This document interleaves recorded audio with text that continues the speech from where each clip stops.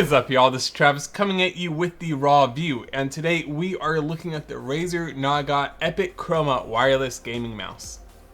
Now, a lot of you guys might already know that I am a huge fan of the Naga series from my desk setup tour 2015, but what a lot of you guys don't know is that I have been a huge fan for a very long time. I have owned every Naga that has ever came out, and I currently own 3 from 2014 alone, one for my office at work, one for my office at home, and one for on the go.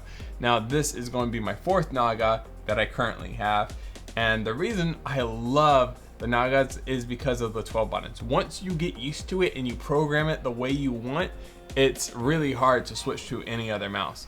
I did go and check out the new Logitech that came out, and I just couldn't switch over. I absolutely love this mouse, and the reason why I'm switching to a wireless mouse is because I have a cat that loves to eat cables. This mouse has a very nice unboxing experience. Lifting the lid will raise the inside of the box towards you. You will first see the manuals and the stickers that come with it. Underneath that, you will find the mouse charging stand, the cable, and the mouse itself.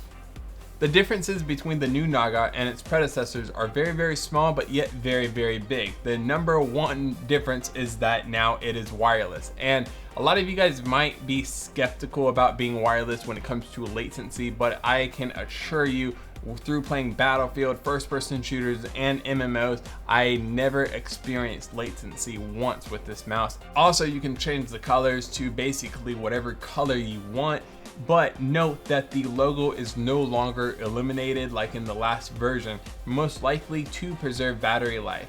And the scroll is a little bit more defined than the last version. The mouse has the same anti-slip coating as the last generation. Some people think that this coating does not feel premium, but in my personal opinion, I think it feels very high quality.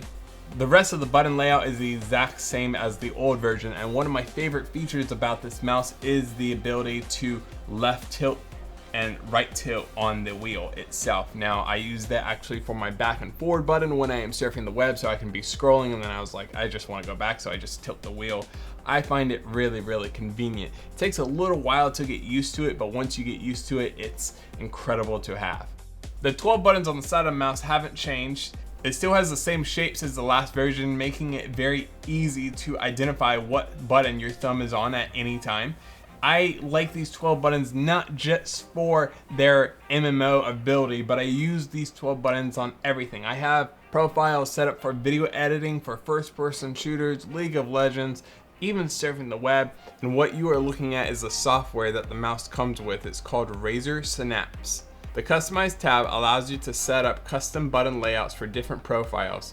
You can also have the buttons be a macro command by simply clicking over to the macro section, programming the macro, and then mapping the macro to the button. Under the Performance tab, you can adjust the sensitivity and the pulling rate.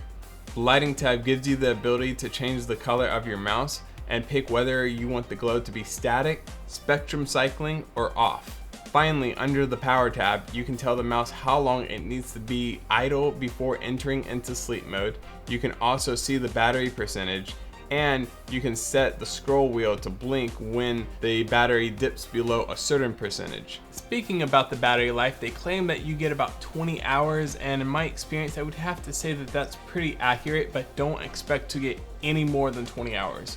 In my personal experience, I would use the mouse for about 8 hours, leave it on, it would go into idle mode, I would come back, wake the mouse up about 24 hours later, and it would be dead. So even in idle, it's not great. Don't expect to get days out of this mouse, but it's not a big deal because you can just plug it in. So if you want to use this mouse just as a wireless mouse, you have to make sure to put it on the charger every single day. And that pretty much sums it up for this review. Hit that subscribe button, like this video if you liked it, dislike it if you dislike it, and I will see you in the next one. Peace.